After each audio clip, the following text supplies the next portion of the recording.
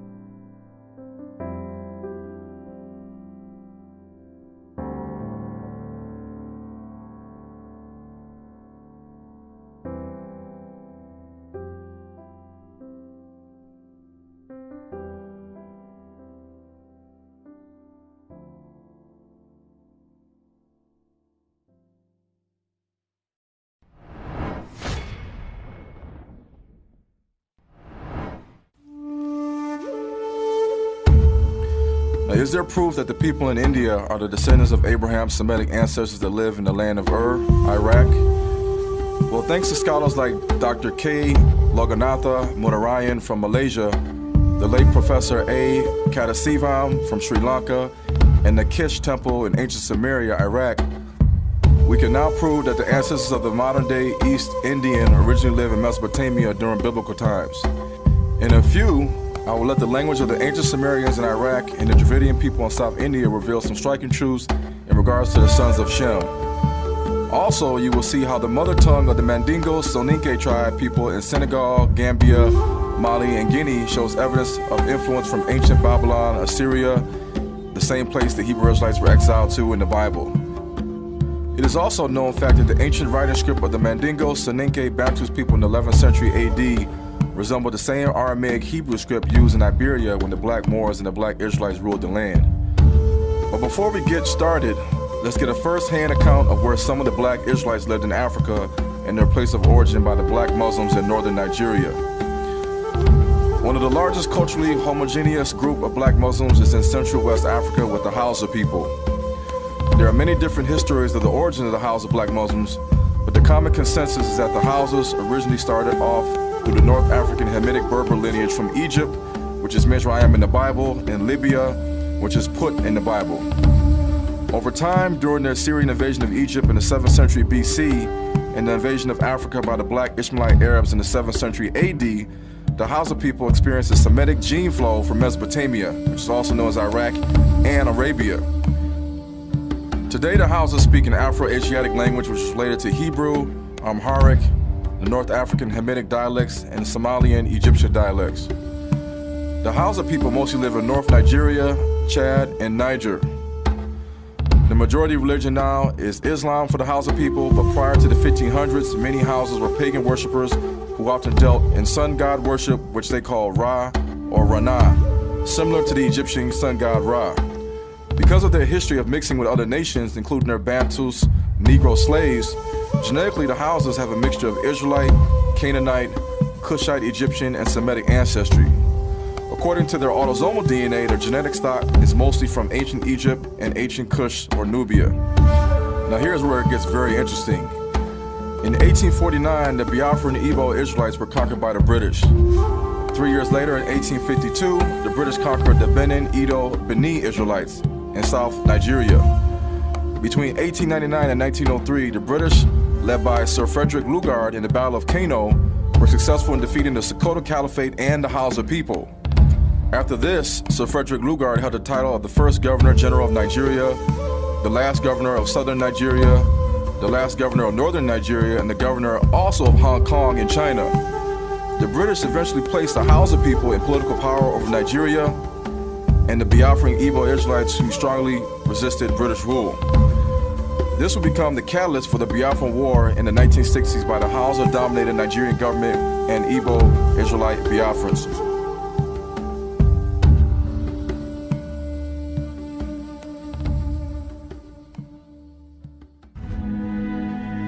Now, before the British even conquered Nigeria, there was a man named Muhammad Bello, an ancestor of the Hausa people in the Borno state, who was the second black Arab sultan of the North Nigerian Sokoto Caliphate in the early 1800s. Now, Muhammad Bello, he quoted in his records, "The Taurud and Taurud people, it is said, were originally Jews. Others say Christians, that they came from the land between two rivers, the Nile and the Euphrates, and established themselves next to the Jews who inhabited the island of Cape Verde." Now, this is also seen in our Bible in the book of Genesis, chapter 15, verses 18. In the same day, the Lord made a covenant with Abram, saying, "Unto thy seed have I given this land, from the river of Egypt unto the great river, the river Euphrates." Now, Muhammad Bello also stated that the kingdom of Mali is an ancient and flourishing country and comprises two other provinces. One is Bambara, which contains rivers, woods, sands, and a gold mine, and is occupied by the Sudan, who are still infidels and possess great power. The other, on the west of it, is the Futa, which is inhabited by the Taurud and the Soninke, or foreigners. And what's interesting is that he also made another comment, stating that near to Bambara, there is the province of the Taurud and that of the Fut, which are extensive, inhabited by their own people and by those of Sarankale or Soninke, also called Ajam, meaning alien or foreigner. This region is known today as modern-day Senegal, Gambia, and Mauritania. Now, the Futa Toro was in the north, while the Futa Jalan was in the south, consisted of modern-day Guinea and Sierra Leone. Now, keep this in mind. The tribes that inhabited the Futa Toro and the Futa Jalan region in West Africa back then, their descendants can be seen today in the Tukulur tribe, the Wolof Serer tribe, the Iwan-Biwane Fulanis in Guinea, the Mandingo Soninke tribe, the Balanta tribe, and the Mende tribe. According to the black Muslims in Central Africa and Mali, many Bantu tribes in the Futa regions were still following the Mosaic law as per Hebrew customs and not Islam. This is why they are listed in their books as infidels and foreigners. The Bantu's Israelite slaves multiplied so much while they were in captivity to the Fulani people that they assimilated into the black Arab Tuareg Fulani tribes in West Africa. Now, the Tuareg black Berber Muslims called them Bella, and the Masina Fulani people called them Remebi. Over time, the Fulani tribe and their Israelite Negro slaves assimilated into the North Senegal, South Mauritania region known as the Senegal River Valley or the Futa Toro. After many power struggle wars, many Israelite Mandingos migrated south to the Futa Julan region near Gambia and Guinea. Now, based on this knowledge, can we prove with Bible scriptures and what language that these Israelites Muhammad Bello wrote about were the descendants of the ancient Israelites scattered into Assyria, Babylon, and Africa where brown skin tones dominated? You be the judge.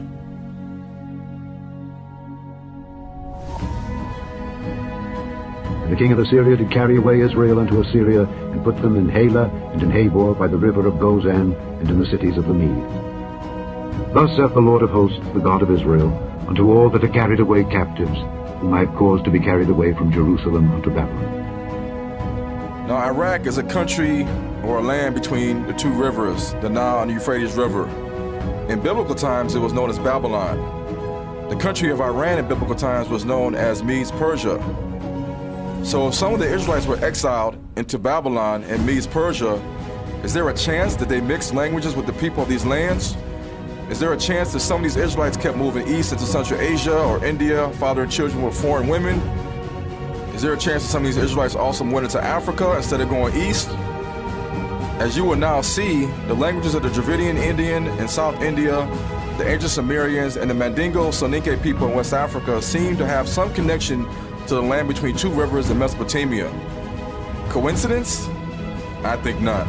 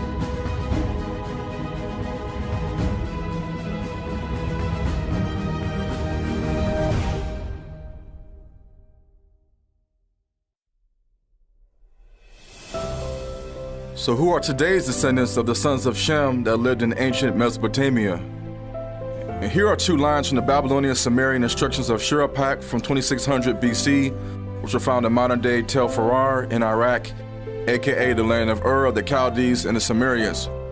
Also included is the Tamil language version from South India of the same Sumerian Babylonian 5,000-year-old inscription. Now keep in mind, around 2600 BC, Shem and his sons were living in modern-day Syria, Iraq, and Iran. Shem is the ancestor of Abraham, the great-grandfather of the children of Israel.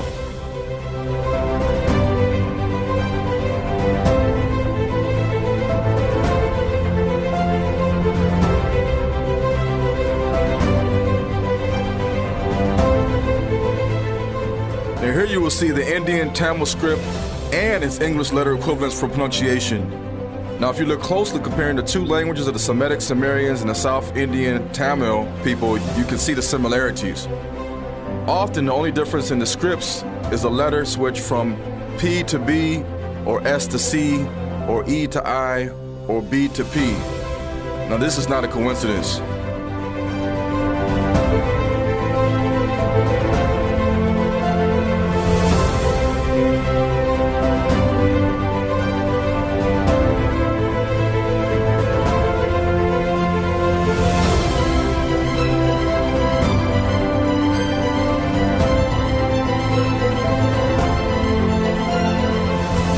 Need more proof?